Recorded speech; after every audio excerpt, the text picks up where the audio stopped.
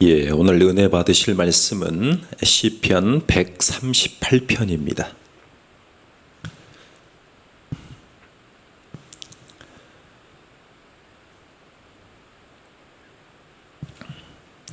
함께 합독하시겠습니다. 시작. 내가 전심으로 주께 감사하며 신들 앞에서 주께 찬송하리이다. 내가 주의 성령을 향하여 예배하며 주의 인자하심과 성실하심으로 말미암아 주의 이름에 감사하오리니 이는 주께서 주의 말씀을 주의 모든 이름보다 높게 하셨습니다. 내가 간구하는 날에 주께서 응답하시고 내 영혼에 힘을 주어 나를 강하게 하셨나이다. 여호와여, 세상의 모든 왕들이 주께 감사할 것은 그들이 주의 입의 말씀을 들으며오며 그들이 여호와의 도를 노래할 것은 여호와의 영광이 크심이니이다. 여호와께서는 높이 계셔도 낮은 자를 굽어 살피시며 멀리서도 교만한 자를 아심이니이다. 내가 환난 중에 다닐지라도 주께서 나를 살아나게 하시고 눈을 펴사 내 원수들의 분노를 막으시며 주의 오른손이 나를 구원하시리이다. 여호와께서 나를 위하여 보상해 주시리이다. 여호와여, 주의 인자하심이 영원하오니 주의 손으로 지으신 것을 버리지 마옵소서. 아멘. 지금 가장 고통스럽게 살고 계신 분들이 누구일까요? 우리 모두에게는 어떤 작은 꿈이라도 가지고 살아가지만 그들에게 일상은 앉아서 누워서 기대서 하루하루를 보내는 삶의 연속입니다. 바로 장애우들입니다. 장애인분들입니다. 그들은 지금 지하철역에서 지하철 칸에서 약속을 지켜달라고 시민들의 발걸음을 함께 보면서 데모하고 계십니다.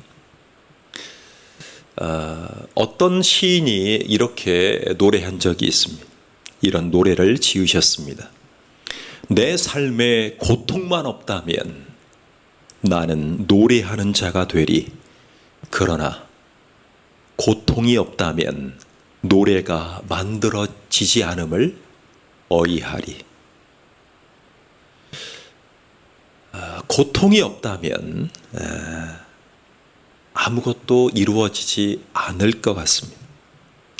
여러분, 고통 없는 삶을 원하지만 고통이 없이는 삶이 이어질 수 없습니다. 지금 우크라이나 전쟁에 보니까 12명의 어머니가 군인이 되어 있어가지고 싸우시는데 어제 전사하셨다고 얘기가 나오더라고요. 그런데 실제로 본인이 낳은 자식은 6명이고 6명을 또 입양을 했습니다. 그 기사만 보면 고통이 없이는 아무것도 회복이 되지 않는다는 것을 알 수가 있습니다. 자, 여러분, 우리가 진정한 신앙인이라면 삶에서 오는 고통과 환난을 미리 준비하고 살아가는 것이 중요합니다. 미리 준비하는 것입니다. 자, 우리 주님은 당신을 믿는 이들에게 고통이나 시련을 예수 믿으면, 당신을 믿으면 면제해 주신다라고 약속하신 적이 없습니다. 그런데 우리를 사랑하는 주님은 성실하게도 우리에게 그 고통 가운데 직면할지라도 결국에는 승리를 주신다고 약속해 오신 적이 있습니다. 여러분, 신앙인으로서 가장 고통스러울 때는 바로 신앙 때문에 오는 고통일 때 그렇습니다. 그러니까 신앙생활을 안 했으면 이 신앙생활 때문에 오는 고통이라고 생각이 안 들 때가 있습니다. 자, 은혜 받고 이제 주님을 위해서 내 삶을 드려보기로 했습니다. 내 교회, 우리 교회에 내 삶을 헌신해 보기로 결단을 했습니다. 그런데 결단을 한 이후에 고통이 오는 것입니다. 환난이 오는 것입니다. 어려움이 밀려오기 시작하는 것입니다. 오늘 138편의 상황이 비슷합니다. 너무나 흡사합니다. 자, 오늘 상황은요, 다윗이 법궤를 예루살렘으로 옮겼을 때입니다. 그 상황 가운데, 자, 여호와 하나님의 법궤를 중심으로 이동을 시켰습니다.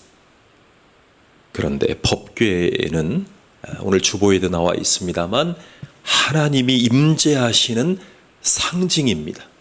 그리고 실제였습니다. 그러니까 하나님과 함께 예루살렘으로 이사를 했는데 이제는 태평천하가 이루어져야 될 거 아닙니까? 우리나라 새로운 대통령을 뽑았는데 태평천하가 이루어질 것처럼 말씀하시는 분들이 많지 않습니까? 이스라엘 백성들이 광야를 행진할 때에 그들에게 힘이 될 중요한 장치가 필요했는데 바로 그게 법궤입니다. 법궤. 자, 행진하는 맨 앞에 법궤를 배치합니다. 여기에는 하나님의 언약이 담겨졌습니다. 자, 이것은 하나님이 우리의 발걸음을 인도하신다는 의지적인 믿음이었습니다. 한참 진행하다가 한 장소에 도착을 합니다. 자, 진행하는 그 순간순간에 도착을 하는 것입니다. 그리고 법궤를 중심으로 12지파가 진행되었는데 동서남북에 3지파씩 진을 칩니다. 그리고 쉴 준비를 하는 것입니다. 자, 이것이 바로 12지파의 하나님의 인도하시는 과정 가운데 일어났던 일입니다. 자, 하나님은 영이신데 어떻게 임하실까요? 자, 이것이 바로 오늘의 중요한 맥락입니다.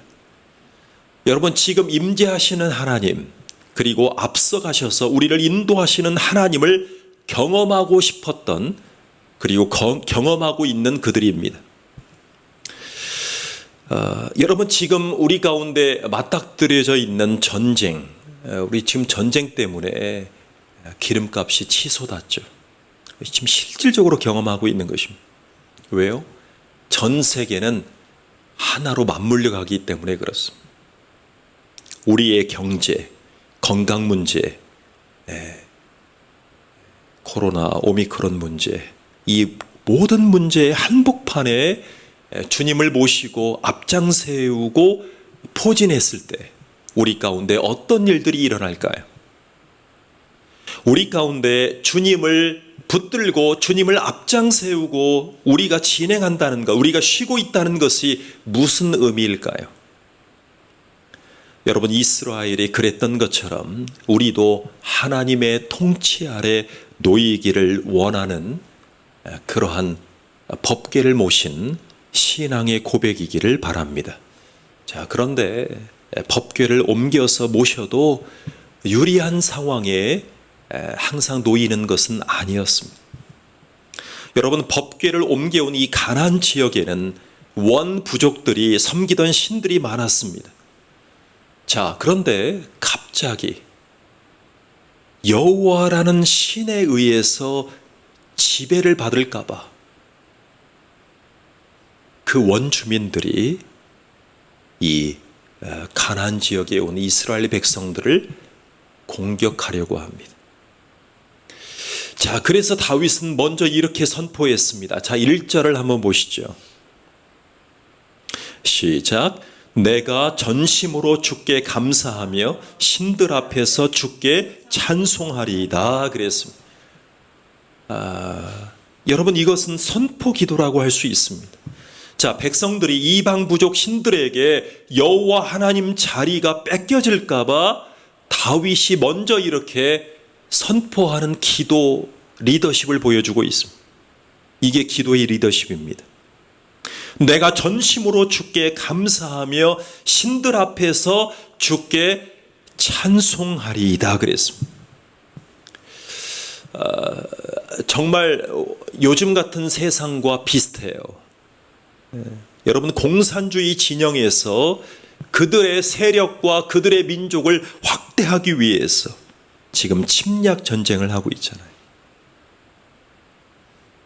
여러분, 보수 이념에, 진보 이념의 장악을 위해서 신구 지도자들이 갈등하고 있잖아요. 이것은 주님 오실 때까지 멈추질 않을 것입니다. 사회적인 지위와 돈에 의해서 지배하려는 직장과 사업처에서 말입니다. 여러분, 다윗에게 견디기 어려운 환난이 다가올 때 과연 누구를 의식하고 있는지를 한번 쳐다보십시오. 자, 6절입니다. 6절 시작. 여호와께서 높이 계셔도 낮은 자를 굽어 살피시며 멀리서도 교만한 자를 아시나이다 그랬습니다. 여러분, 한편 법궤가 예루살렘으로 들어올 때 다윗 왕은 기뻐서 바지가 내려갈 정도로 뛰며 돌았습니다. 왜요? 하나님의 나라를 표방한 다윗이 하나님이 직접 통치하시기를 원하셔서 모신 것이 바로 여호와의 법궤, 언약궤라고 합니다. 여호와의 언약이 담겨진 곳. 그런데 그 장면 가운데 기뻐서 날뛰면서 환호하고 있는데, 예배하고 있는데 그 기쁨을 쳐다보는 사람, 그런데 다른 것을 집중해서 쳐다보는 지인이 있었습니다. 가장 가까운 지인이 있었어요. 자, 그 지인은 바로 부인 미갈이었습니다. 영부인이었죠. 그런데 이 부인이 비웃는 정도가 아니라 여호와 하나님께 관심이 없었던 그의 마음 가운데 그가 남편이 잘 되는 것을 기뻐하지 않았습니다. 어떻게 왕이 되어서, 어떻게 하나님을 모신다는 신정왕국을 표방한 왕이 되어가지고 어떻게 경거망동하게 바지가 내려갈 수 있는, 백성들이 보고 있는데.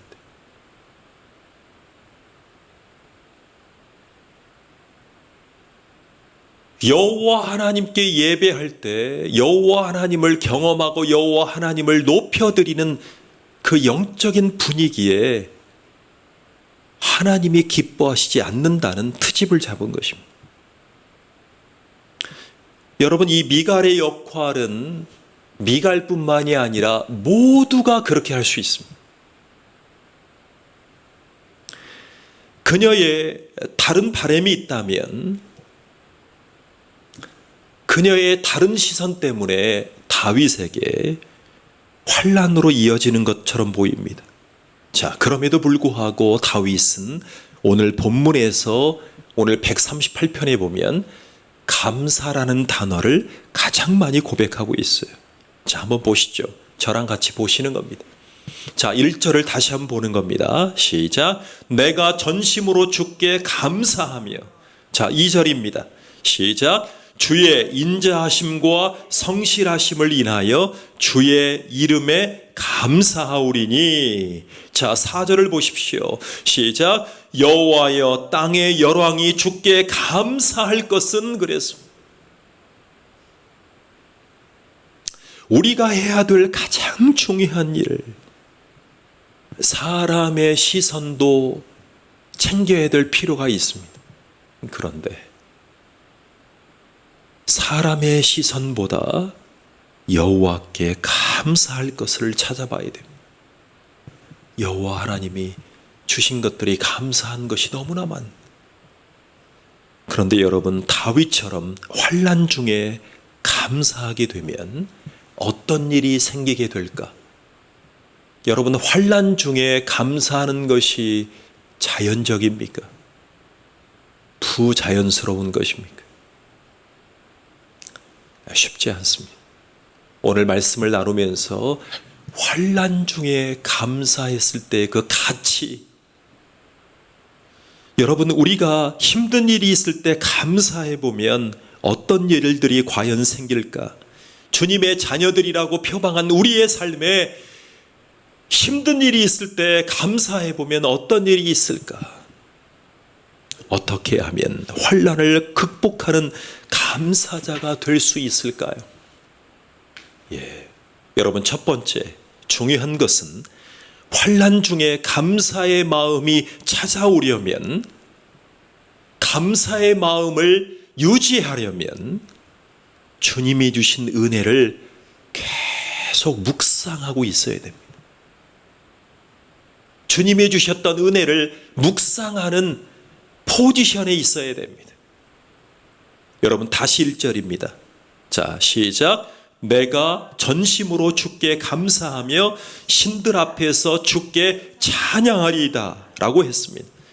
여러분, 공격받고 있잖아요. 자, 하나님 여호와의 신을 모셔왔어요. 그런데 원주민들과 지역민들의 텃세 때문에, 그리고 가장 가까운 아내의 공격 때문에. 여러분, 저는 생각해 봐요. 신앙을 전수하는 입장에서 보면 부모의 신앙이 어느 정도 자녀에게 그대로 색채가 입혀져 있는 경우들이 있습니다. 하나님이 왕이 필요하다라고 간구했던, 간절히 사모했던 그 백성들의 마음을 하나님이 용인해 주셨어요. 그래서 초대 왕을 세워주셨어요. 사울 왕. 그런데 이 사울 왕이 하나님보다는 백성을 보고 자기를 보니까 실패했잖아요. 그런데 그의 딸과 결혼하게 된 다윗 왕. 근데 그 사울 왕의 딸을 보면 아버지와는 다른 삶을 살아가고자 하는 믿음을 가졌으면 참 좋았을 텐데 아버지와 비슷한 삶을 살아갑니다. 그리고 장인어른과 부인의 그 악조건 가운데 왕의 역할을 수행했던 이 다윗 왕, 이렇게 내우외환에 직면하면서 하나님의 나라를 받들고 나아갔던 이 다윗 왕, 한번 같이 보시죠. 자, 이런 상황 가운데 여러분, 우리나라에도 대통령 선거가 있지 않았습니까? 그때 제가 계속 이런 말씀들이 떠오르더라고요. 우리 20대 대선에 보면 자꾸 한쪽 편에서 자꾸 선동하는 분들이 있어요. 물론 저도 둘 중에 하나를 선택하지만 여러분, 분명한 것은 보수 진보 이념은 죄성이 가져다 준 달콤한 선악과라는 것을 기억해야 됩니다. 그래서 뭘 기억해야 돼요? 우리는 아이폰을 볼 때마다 선악관을 떠올리고, 이념을 볼 때마다, 이념에 소리치는 사람을 볼 때마다 우리는 항상 아담과 하와의 입장에 설 수 있다는 것을 기억해야 됩니다. 자, 그렇다면 생명 없는 이념 우상들이 우리를 좌지우지하지 못하도록, 우리는 이방신들이 틈타지 못하도록 경배와 찬양을 올려드려야 할 것입니다. 자, 다시 2절을 보십시오. 자, 2절입니다. 시작. 내가 주의 성전을 향하여 경배하며 그랬습니다. 여러분, 성전은 아직 지었습니까? 못 지었습니까? 아직 짓지 못했습니다. 다만 법궤만 모신 상태예요. 자, 법궤 안에 뭐가 들어있어요? 하나님의 언약이 들어있어요. 하나님의 언약이 들어있어요. 그런데 유일하게 다윗의 마음에는 주님을 경배하는 성전이 되어 있었어요. 자, 다른 사람들보다도 거의 없었어요. 다윗의 마음에 주님을 경배하는 성전이 되어 있었어요. 여러분, 우리는 지도자를 위해서 기도해야 돼요. 자, 당선인이 뭐라고 했어요? 공간에 지배당하는 게 사람이다. 반절만 맞고 반절은 틀렸어요. 물론입니다. 좋은 달콤한 쾌적한 넓은 편안한 집이 있을 때 사람이 더 안락하게 쉴 수 있는 건 맞아요. 그런데 시공간을 초월해서 다윗에게 역사했던 주님의 성전을 담고 있었던 다윗의 마음이 우리 가운데도 있는 거예요. 그게 예수 믿는 사람의 성전이에요. 아직 보이는 성전은 없었어요. 아직 다윗은 성전을 짓지 못했어요. 그런데 다윗의 마음속에 주님이 시공간을 초월해서 말씀하시는 그의 언약이, 하나님의 언약이 담겨져 있었던 거예요. 여러분, 다윗에게 환란이 아직 옮겨진 것이 아니었습니다. 그런데 7절에 보면 이렇게 고백해요. 자, 읽어볼까요? 7절입니다. 시작. 내가 환난 중에 거할지라도 그랬습니다. 여러분, 환난 중에 거할지라도 그 말씀 다음 읽어주십시오. 시작.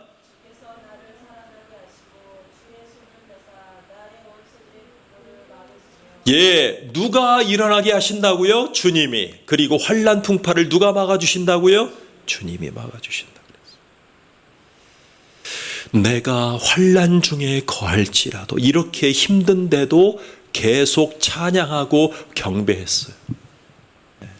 계속 찬양하고 경배하는 거예요. 그리고 기도했어요.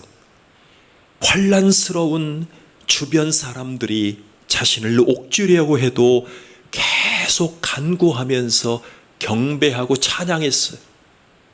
그래서 우리가 찬양하는 거예요. 아직 환경은 승리한 게 아니에요. 그런데 승리를 주실 그 주님을 미리 경배하고 찬양하는 거예요. 왜요? 내 마음에 벌써 성전이 되어 있으니까. 이런 와중에 다윗에게 분명한 응답이 옵니다. 바로 3절입니다. 자, 3절입니다.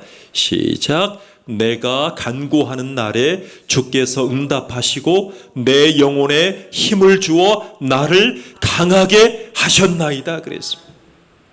여러분, 다윗만이 분명한 응답을 받은 것이 있었어요.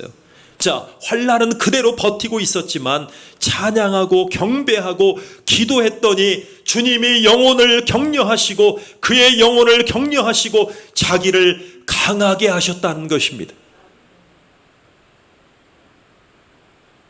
소크라테스의 부인이 더 악처일까? 다윗의 부인이 더 독처일까? 여러분, 어느 정도의 바가지와 어느 정도의 잔소리는 필요해 보입니다. 그런데 이 세상 모든 여인들은 미가를 기억해야 됩니다. 그리고 내 남편이 다윗처럼 되어서 내가 잔소리해도 내가 긁어도 하나님 앞에 기도하고 경배하고 찬양했더니 주님이 나를 강하게 하셨나이다. 남편이 주님 때문에 강해져야 아내와 자녀들이 복을 받게 되는 것입니다. 그런 남편이 되게 해달라고 기도하시는 저와 여러분 되기를 축원합니다. 여러분, 다윗이 생전에 이런 복음성가를 알았더라면 박수를 치면서 노래했을 것입니다. 우리가 주님의 영광이라는 찬양을 불러왔습니다. 그 가사를 소개해 드립니다. 주님의 영광 모든 나라 위에, 주님의 영광 온 세계 위에, 하늘에 계신 우리 아버지 영광 찬양해, 우리 주님 나라 영원하리라,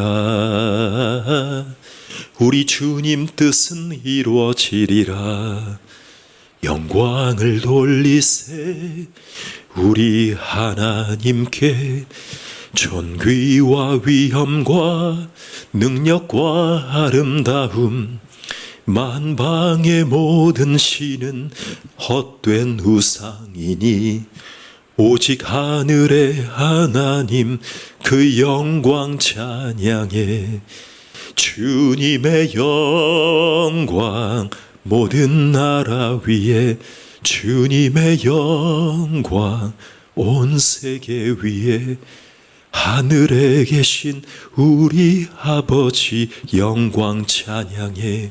주리 주님 나라 영원하리라. 우리 주님 뜻은 이루어지리라. 주님의 영광, 모든 나라 위에 주님의 영광. 다윗은 이 주님의 영광을 받던 것입니다. 우리의 영혼에 이런 하나님의 능력만 임한다면, 이런 하나님의 능력이 우리의 마음에, 우리의 성정에 담겨져 있다면 환난 풍파가 다가와도 승리할 줄로 믿습니다. 승리할 줄로 믿으시기 바랍니다. 환난이 옮겨지지 않고 있다는 현실에 절망하는 분들이 너무나 많습니다. 주님의 영광으로 강한 사람이 되는 것을 기도하는 게 좋지 않을까요? 그런데 환경이 쉽게 변해지기를 구하는 분들이 너무나 많습니다. 여러분, 주님 때문에 강해져야지 환경이 변해지기를 구하는 분들이 많습니다. 저에게도 그런 기도할 때가 많아요. 자, 이런 기도예요. 내가 이 사람하고만 헤어지면 나는 좀 더 숨쉬고 살 것 같습니다. 내가 우리 부모님과 살지 않는 것이 더 숨쉬고 살 것 같습니다. 내가 이 사업을 바꾸기만 하면 잘 될 것 같습니다. 내가 이 직장을 바꾸기만 하면 잘 될 것 같습니다. 상황을 바꾸려고 하는 거예요. 자, 이것은 인간의 본성입니다. 그런데 환난이 있을지라도 내 영혼이 강건함을 유지한다면 반드시 이길 수 있습니다. 바울은 평생 은혜 속에 살았습니다. 바울은 상황을 항상 바꿀 수 있었던 사람이 아닙니다. 바울의 능력으로 사람들에게 마치 메시아처럼 군림할 수 있었던 사람이었습니다. 그럼에도 그의 질병과 아픔 때문에 끊임없이 하나님을 의지하게 됩니다. 그의 질병의 쾌유를 위해서 계속 기도했습니다만 하나님이 은혜가 족하도다, 내 은혜가 내게 족하도다라고 하셨어요. 그래서 하나님을 의지했어요. 그리고 이 상황을 버티고 견딜 수 있을 때 그는 하나님의 은혜가 내게 족하다라고 했던 것입니다. 여러분, 그래서 우리는 바울처럼 환난을 이기고 주님 앞에 감사하는 자로 굳게 서려면 분명한 사실은 환난 중에도, 고통 중에도 예배하고 찬양하는 자가 되어야 합니다. 지금 어느 시대보다 찬양하고 경배하고 하나님께 감사하는 것이 너무나 중요한 시대가 되었습니다. 자, 환난의 한가운데서도 감사하는 자가 되려면 반드시 주님의 말씀이 승리한다는 것을 믿어야 합니다. 여러분, 주님의 말씀이 승리해야 한다는 것을 믿으십니까? 자, 자신을 괴롭히는 사람들의 공격과 비판으로 괴롭고 흔들리기 시작합니다. 모든 사람들이 다 그렇습니다. 다윗의 마음속에 이 메시아 나라가 과연 세워질 수 있을까? 나도 흔들리고 있는데, 왕인 나도 흔들리고 있는데, 그러한 불안이 엄습할 수 있었습니다. 그때 다윗은 하나님의 약속의 말씀인 토라를 확인합니다. 자, 언약궤 안에 뭐가 들어있다고 했죠? 법궤 안에 하나님의 언약, 한마디로 오경, 토라가 있었습니다. 그 하나님의 말씀 토라를 확인합니다. 그리고 하나님의 나라가 결국 승리한다라고 확신하게 됩니다. 자, 하나님의 뜻을 이루고야 말 것이다. 하나님은 하나님의 뜻을 이루시고야 말 것이다 라는 확신이 들어오기 시작했습니다. 이제는 아무것도 두렵지 않습니다. 환난을 통과할 수 있었습니다. 자, 작은 실패들이 인생에 있다 해도 결국에는 승리할 거라는 그 확신 말이죠. 여러분, 우리는 우리의 상황이 다 바뀌지 않았지만 이미 세상을 승리하신 그리스도를 따르고 있는 중입니다. 어두움이 올 때마다 우리의 승리를 확신해 보십시오. 자, 마지막으로 환난이 올 때 감사하는 사람이 어떻게 될 수 있을까? 감사하는 사람이 될 수 있는 비결이 여기에 있어요. 자, 우리를 온전케 하실 하나님의 주권을 신뢰해 보십시오. 자, 8절을 보십시오. 자, 8절의 고백을 우리가 같이 한번 고백해 보겠습니다. 시작. 여호와께서 나를 위하여 보상해 주시리이다. 여호와여, 주의 인자하심이 영원하오니 주의 손으로 지으신 것을 버리지 마옵소서 그랬습니다. 자, 여러분, 뜻이 있어서 나를 지으신 분이 완성하신다는 고백입니다. 뜻이 있으셔서 나를 만드셨기 때문에 완성은 나에게 있지 않고 조물주, 창조자, 구원자인 주님에게 있다는 고백입니다. 지금 우리들이 경험하는 환난 고통은 나를 완전케 하시려고 가시는 그 길목에 허용되었다는 것을 믿으시기 바랍니다. 여러분, 환난이란 단어가 궁금하지 않으십니까? 환난이라는 단어는 틀 속에다 집어넣고 짜는 것입니다. 틀 속에다 집어넣습니다. 여러분, 우리가 쓰는 모든 상품들은 다 어떻게 해요? 틀 속에다 집어넣고 짠 거예요. 공장에서 설계한 거예요. 우리도 마찬가지예요. 주님이 우리의 삶 가운데, 환난과 고통스러운 삶 가운데, 인생이라는 그 틀 가운데 법궤 안에다가 그 안에다 넣어놓으시고 짜신 거예요.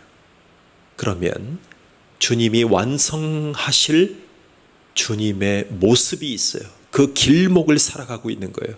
어떤 사람은 조금 일찍 집을 사고, 어떤 사람은 조금 일찍 병을 고침받고, 어떤 사람은 조금 늦게 하나님의 완성을 향해서 가는 거예요. 무의미한 고난이 아닙니다. 무의미한 환난이 아닙니다. 그래서 로마서 말씀처럼 이렇게 기억하십시오. 하나님을 사랑하는 자, 곧 그 뜻대로 부르심을 입은 자들에게는 모든 것이 합력해서 선을 이룬다. 모든 것이 합력하는 것은 삼위 하나님이 우리의 삶을, 그 환난을 용인하시는 그 길목에서 우리를 완전하게 인도하시는 선으로 향해 가는 그 길목 가운데 있다는 것을 기억하십시오. 여러분, 어떤 분들은요, 저에게도 그런 과정들이 있었어요. 왜 우리나라가 이 무속으로 이렇게 점과 무당의 홍역을 치르고 있냐면, 여러분, 말하면 비난받을 것 같지만 실질적으로는 무당과 점을 의지하는 분들이 굉장히 많습니다. 여러분, 그분들에게 드리고 싶은 말씀이 있어요. 여러분, 예수 믿는 분들 중에도 자기를 창조하신 분으로 믿습니다. 자, 구원하신 분으로 믿습니다. 그런데 하나님이 자기 인생을 섭리하고 인도하신다는 것에 대해서는 안 믿으려고 합니다. 신앙이 분리된 상태입니다. 이것을 다르게 믿는다, 이실론자다, 이렇게 표현합니다. 교회에 올 때는 하나님이 나를 창조하시고 나를 천국으로 인도하실 구원자라는 것을 믿는데, 자기 삶에 나타나는 모든 환난과 고통과 역경에 대해서는 다 집안의 업보라는 것입니다. 내가 모든 것을 다 잘못해서 그렇다는 것입니다. 그러니까 욥의 그 친구들처럼 내가 잘못했으니까 주워 담아야 되는 사람도 다 누구예요? 나예요. 근데 와서 기도는 해요.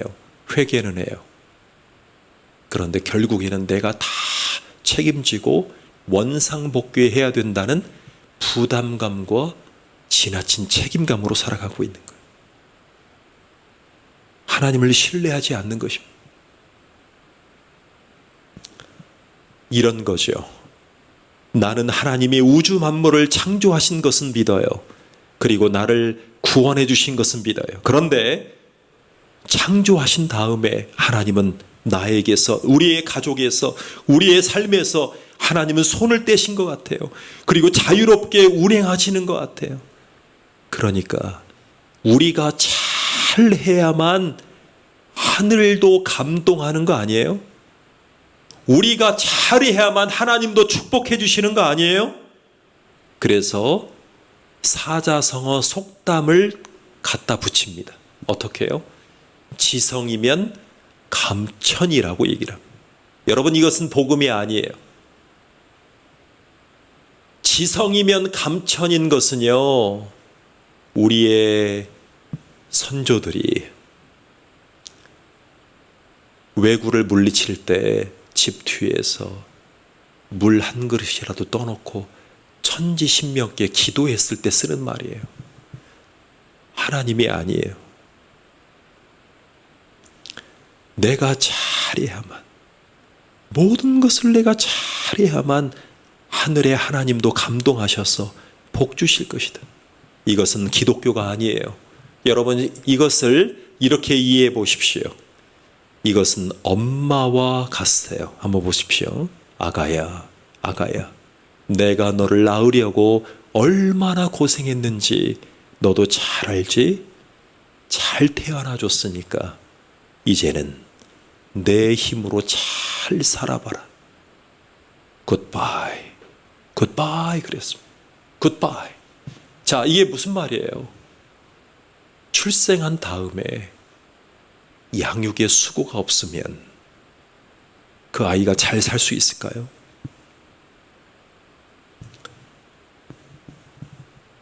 여러분, 이 세상은 더불어 살기 때문에 한 아이가 아무리 부모에게 버림받았고 아무도 자기를 사랑해줬던 사람이 없다고 할지라도 그 아이가 혼자 살았을지언정 성인이 되는 그 과정 가운데 과연 아무의 도움도 받지 않고 살았습니까?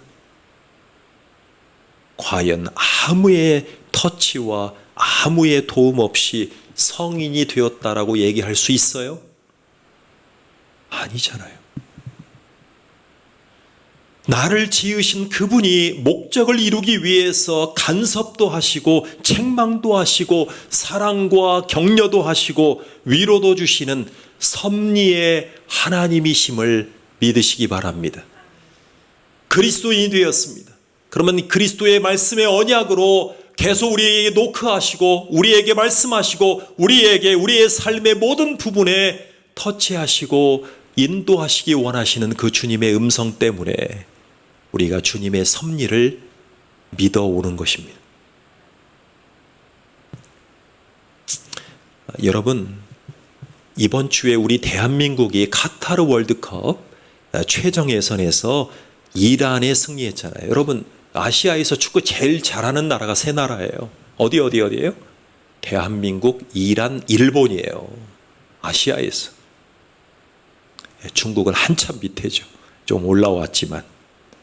그런데 이란에 승리하면서 기쁨을 줬던 선수를 소개합니다. 우리의 호프인 손흥민이 전반전 마지막 장면 즈음에 볼을 인터셉트합니다. 가로챘습니다. 태클해가지고 가로챘습니다. 그리고 4명의 수비수가 월드 클래스에게 순간적으로 붙었습니다.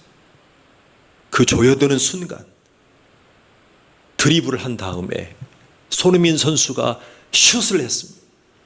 근데 완전 다이렉트로 회전을 주지 않고 힘을 실어서 다이렉트로 슛을 했습니다. 근데 골키퍼가 막았어요.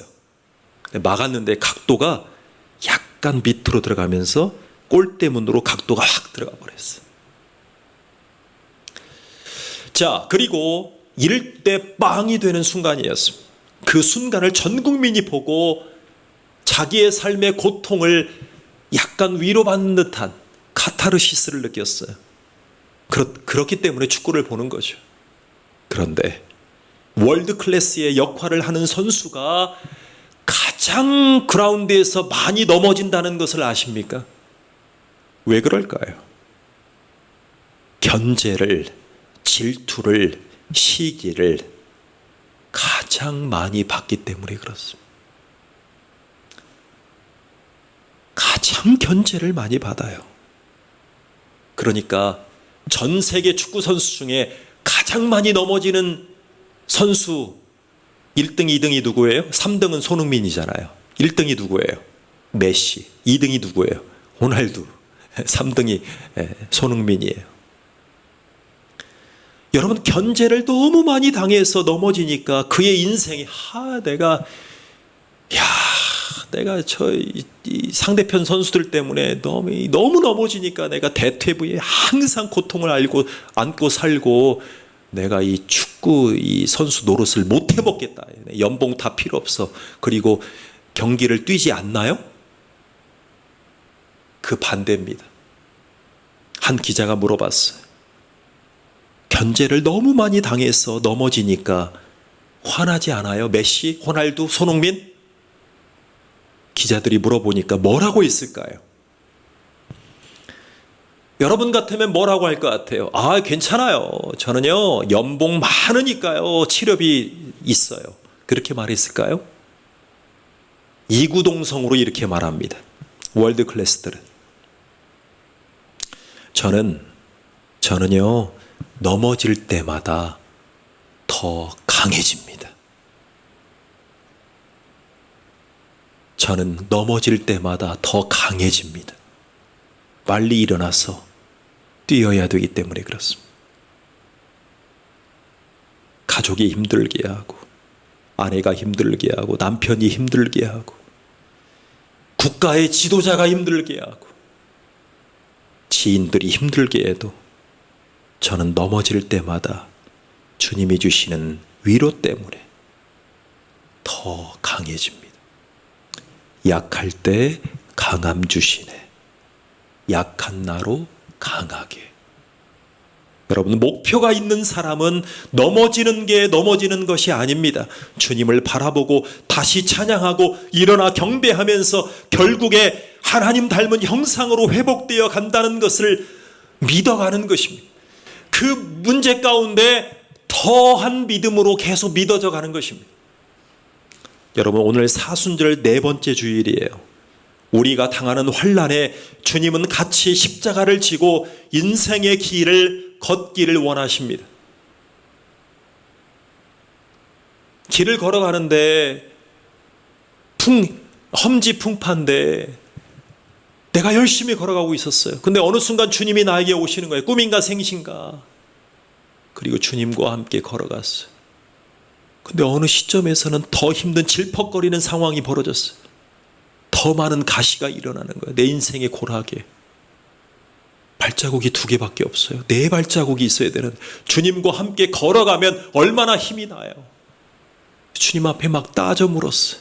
주님, 제가 더 힘들 때 왜 저랑 같이 안 가시고 어디에 계셨죠? 겟세마네 언덕에서 기도하고 계셨죠? 저하고 가는 그 인생에, 제 힘든 고난의 인생에 이탈하셨어요? 그랬더니 주님이 그러셨잖아요. 아니야, 성재야. 아니야, 그때 내가 너를 업고 갔어. 네가 너무 힘들어하니까. 그건 내 발자국이야.